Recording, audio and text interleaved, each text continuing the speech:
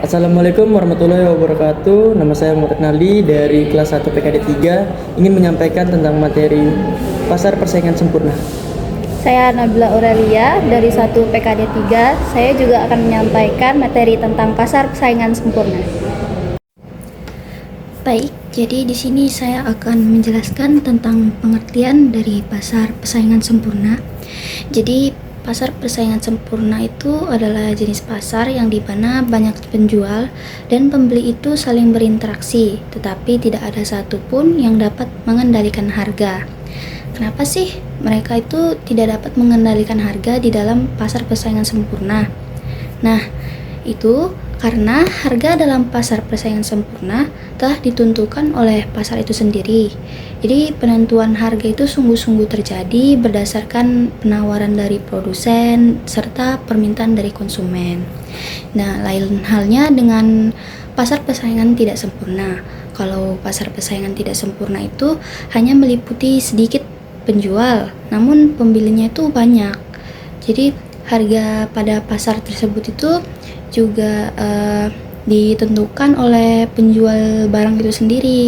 Jadi walaupun di pasar persaingan tidak sempurna ini tuh penjualnya sedikit, namun barang yang ditawarkan itu ada berbagai macam. Nah, sedangkan kalau di pasar persaingan sempurna itu kan dia barangnya itu bersifat homogen atau maksudnya itu sama semua gitu kan. Nah, next di sini ada manfaat pasar persaingan sempurna. Jadi yang pertama itu efisiensi produksi. Apa sih maksudnya? Jadi maksudnya itu sumber dayanya itu digunakan secara optimal untuk menghasilkan barang atau jasa dengan biaya terendah. Jadi kenapa harus dengan biaya yang rendah? Karena kan di dalam pasar persaingan sempurna itu terdapat banyak produsennya. Jadi pastinya persaingannya itu ketat kan. Nah, karena itu persaingan itu harus menjual produk-produknya dengan harga yang rendah agar lebih kompetitif lah.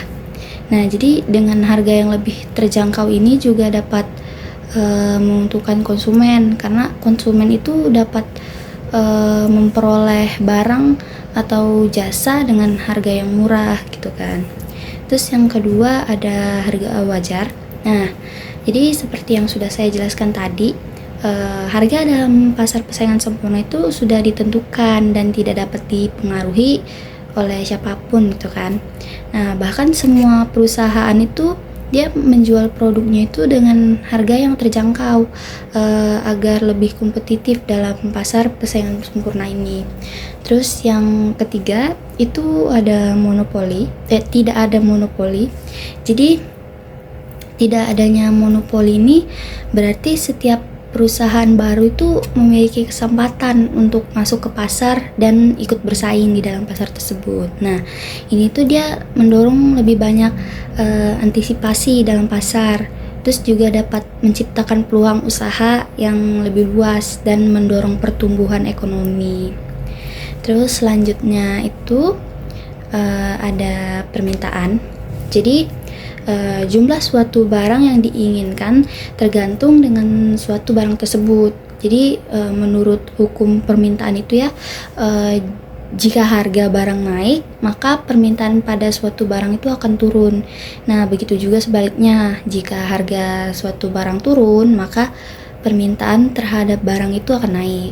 Jadi kurva dari yang saya baca tuh, kurva permintaan individu perusahaan itu berbentuk horizontal, yang berarti perusahaan dapat menjual sebanyak apapun produknya pada harga pasar. Tetapi perusahaan itu tuh tidak dapat atau tidak dapat menaikkan harga, karena konsumen itu kan pasti dengan mudah beralih kan ke produsen yang lain yang dia juga menjual produk yang sama tapi harganya lebih murah gitu kan. Terus selanjutnya ada penawaran. Jadi jumlah barang yang diminta dengan tingkat harga yang berlaku di pasar pada waktu tertentu, menurut hukum penawaran itu apabila harga suatu barang naik, maka penawaran itu akan banyak. Begitu juga sebaliknya, jika harga pada suatu barang tersebut turun, maka penawaran pada suatu barang itu akan jadi sedikit. Nah, terus kurva penawaran jangka pendek itu cenderung naik karena semakin tinggi harga pasar, semakin banyak barang yang akan diproduksi oleh perusahaan. Dalam jangka panjang, perusahaan itu hanya akan bertahan jika bisa menutupi biaya totalnya, sehingga penawaran itu akan menyesuaikan hingga semua perusahaan itu beroperasi pada efisiensi maksimum. Nah, sekian yang dari saya, sekian yang bisa saya jelaskan. Saya kembalikan ke moderator. Terima kasih. Ciri-ciri pasar persaingan sempurna. 1. Banyaknya jumlah pembelian dan penjualan. Meskipun jumlah banyak, penjualan dan pembelian pada jenis pasar ini tidak bisa mempengaruhi harga. Penjualan yang menawarkan barangnya di bawah harga, pasar akan mengalami kerugian. Sedangkan jika memasarkan di atas harga pasar, maka akan sulit untuk menemukan pembeli. Kedua, barang atau jasa yang diperdagangkan sifatnya homogen. Seluruh produk yang dijual pada pasar ini akan terlihat identik. Seorang pembeli tidak bisa membedakan secara umum apakah barang tersebut diproduksi dan dijual oleh perusahaan A, perusahaan B, atau perusahaan C. Oleh sebab itu, promosi harus dilakukan secara ekstra karena tidak terlalu berpengaruh besar. Yang terpenting adalah memperhatikan kualitas produk. Ketiga, itu ada faktor produksi bebas bergerak. Jadi seperti bahan baku atau tenaga kerja itu bebas bergerak, mereka bebas berpindah-pindah dari satu tempat ke tempat lainnya yang lebih menguntungkan. Tidak ada yang bisa menghalangi, baik itu dari peraturan maupun teknis. Terdapat kebebasan dalam mengambil keputusan. Harga barang atau jasanya benar-benar ditentukan berdasarkan interaksi permintaan dan penawaran di pasar, sehingga tidak ada kekuatan luar lain yang dapat mempengaruhi pengambilan keputusan oleh kedua pihak, termasuk pemerintah. Kelima, itu ada penjualan dan pembelian mengetahui kondisi pasar. Ini berarti kedua belah pihak mengetahui harga, kualitas, dan kondisi produk yang dijual di pasar. Karena informasi ini tersebar merata, tidak ada pihak yang bisa memanfaatkan ketidaktahuan orang lain untuk mendapatkan keuntungan lebih. Keenam, itu ada produsen bebas keluar masuk pasar. Ini berarti tidak ada batasan atau hambatan lain yang mencegah perusahaan baru memasuki pasar atau perusahaan lama meninggalkan pasar. Tidak ada peluang keuntungan. Perusahaan baru dapat dengan mudah masuk untuk bersaing. Sebaliknya, jika perusahaan mengalami kerugian, mereka bisa keluar tanpa kesulitan. Terus ada kelebihan dan kekurangan. Kelebihan secara keseluruhan, pasar persaingan sempurna menciptakan lingkungan di mana harga ditentukan secara logis, memberikan manfaat bagi konsumen dan produsen melalui efisiensi dan keadilan. Serta kekurangan, karena barang yang dijual bersifat homogen, hal itu menjadi salah satu titik kelemahan karena semua produk serupa. Jadi produsen tidak dapat membedakan produk mereka dari pesaing. Dengan produk homogen ini persaingan hanya berfokus pada harga. Ini bisa menyebabkan perang harga di mana produsen berusaha menurunkan harga untuk menarik konsumen. Terus ada contoh pasar persaingan sempurna. Itu ada satu, pasar jasa profesional. Layanan profesional seperti pasar dokter umum atau konsultan keuangan juga mencerminkan prinsip dan contoh pasar persaingan sempurna. Hal itu ditandai dengan banyaknya penyediaan layanan yang bersaing tanpa hambatan signifikan untuk masuk atau keluar dari pasar. Kedua, ada toko minyak wangi. Toko yang menjual minyak wangi atau parfum memperlihatkan persaingan yang relatif sempurna dengan penawaran produk serupa dan harga kompetitif. Kemungkinan kehilangan pembeli jika harga di salah satu toko lebih tinggi, menegaskan karakteristik pasar ini. Terus ketiga, ada toko baju dan kain batik. Pasar batik seperti pasar Beringharjo di Yogyakarta dan pasar Klewer di Surakarta menunjukkan persaingan yang kuat dengan beragam toko penawaran produk serupa, sehingga menunjukkan contoh pasar persaingan sempurna yang ada di Indonesia. Meskipun terdapat variasi dalam model dan kualitas kain batik, karakteristik pasar persaingan sempurna masih terlihat dalam dinamika pasar ini. Contoh-contoh lain tuh pasar persaingan sempurna itu ada pasar beras, pasar buah, pasar sayur, dan pasar modal. Kayak pasar beras nih bisa kita dapatin di pasar-pasar tradisional lainnya lah. Terus ada pasar buah juga, ada di pasar tradisional dan pasar sayur. Berbeda dengan pasar modal yang terdapat tidak berada di pasar tradisional atau pasar modern. Jadi lebih ke arah pasar yang menanam modal dengan keuntungan yang uang, atau modal dengan uang dan keuntungan juga uang gitu. Jadi kesimpulannya adalah pasar persaingan sempurna merupakan pasar yang paling ideal karena pasar ini yang akan menjamin terwujudnya kegiatan memproduksi barang atau jasa yang dioptimalkan. Terus terdapat banyak penjual dan pembeli, dan setiap penjual tidak dapat mempengaruhi keadaan pasar. Kembali lagi seperti yang saya sampaikan pada materi yang tadi, dalam persaingan sempurna, penjual adalah sebagai penerima harga dan tidak dapat menentukan atau merubah harga secara sendiri. Pertanyaan C1, mengapa pasar persaingan sempurna dianggap sebagai model ideal dalam ekonomi? Jadi pasar persaingan sempurna dianggap ideal karena di dalamnya semua pelaku pasar seperti penjual dan pembeli memiliki pengetahuan yang sempurna, tidak ada hambatan masuk atau keluar pasar, serta produk-produk yang dijual bersifat homogen. Hal ini menciptakan efisiensi alokatif dan produktif, di mana sumber daya digunakan secara optimal untuk memaksimalkan kesejahteraan masyarakat.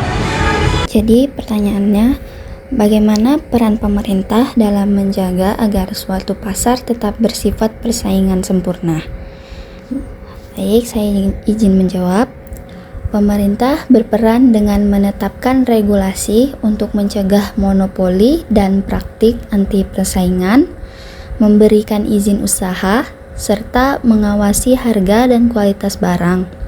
Selain itu, pemerintah dapat mendukung inovasi dan pendidikan untuk meningkatkan persaingan di pasar. Terus ada bagaimana kegunaan pasar persaingan sempurna bagi perusahaan yang memproduksi barang. Jadi pasar persaingan sempurna memberikan peluang bagi perusahaan untuk berinovasi dan meningkatkan efisiensi. Perusahaan dapat berfokus pada pengurangan biaya dan peningkatan kualitas produk untuk menarik pelanggan, serta dapat memanfaatkan skala ekonomi yang lebih baik. Jadi pertanyaannya, bagaimana proses terbentuknya harga di dalam pasar persaingan sempurna? Baik, saya izin menjawab. Harga di pasar persaingan sempurna terbentuk melalui interaksi antara penawaran dan permintaan. Ketika permintaannya meningkat, maka harganya cenderung naik, menarik lebih banyak produsen. Sebaliknya, jika penawaran melebihi permintaan, maka harganya akan turun, mendorong produsen untuk mengurangi output. Apa saja contoh nyata pasar persaingan sempurna dalam kehidupan sehari-hari? Jadi contoh paling umum dari pasar jenis ini yaitu adalah perdagangan beras yang merupakan kebutuhan pokok bagi masyarakat Indonesia. Banyaknya penjual dan pembeli beras, masing-masing dari mereka tak memiliki kekuasaan atau pengaruh dalam mempengaruhi harga dan hanya menjadi pengikut harga. Seperti itu. Jadi pertanyaannya, bagaimana cara pasar persaingan sempurna menghindari pemborosan dalam proses produksi? Baik, saya izin menjawab. Pasar persaingan sempurna menghindari pemborosan dengan mendorong efisiensi di antara produsen. Karena produk yang ditawarkan itu serupa. Perusahaan harus berusaha untuk meminimalkan biaya dan meningkatkan efisiensi untuk tetap kompetitif. Jika suatu perusahaan tidak efisien, maka mereka akan kehilangan pangsa pasar. Jadi pertanyaannya, apakah dalam pasar persaingan sempurna, perusahaan masih dapat bertahan dalam jangka pendek meskipun mengalami kerugian? Saya izin menjawab, iya, perusahaan masih dapat bertahan dalam jangka pendek meskipun mengalami kerugian. Jika mereka mampu untuk menutupi biaya variabel mereka selama pendapatan total cukup untuk menutupi biaya variabel, perusahaan dapat terus beroperasi untuk menghindari kerugian lebih besar. Jika kerugian terus berlanjut dalam jangka panjang, perusahaan harus mempertimbangkan keluar dari pasar. Sebutkan 5 ciri utama pasar persaingan sempurna. Jadi tidak hanya 5 ciri, bahkan ada 6 ciri dari pasar persaingan sempurna, yaitu ada banyak penjual, contohnya produsen dan pembeli, konsumen, sehingga tidak ada satupun penjual atau pembeli yang mampu mempengaruhi harga. Kedua, produk yang dijual oleh para penjual adalah homogen dan konsumen dapat dengan mudah beralih dari suatu penjual ke penjual lainnya. Ketiga, para penjual dan pembeli memiliki informasi yang sempurna terkait harga dan kualitas barang. Terus ada keempat, penjual bebas masuk dan keluar dari pasar sehingga tidak ada hambatan untuk memasuki atau meninggalkan pasar.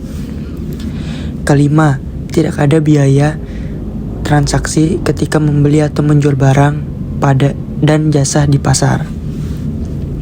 Keenam, perusahaan bertindak secara rasional untuk memaksimalkan keuntungan. Harga ditentukan hanya oleh mekanisme penawaran dan permintaan.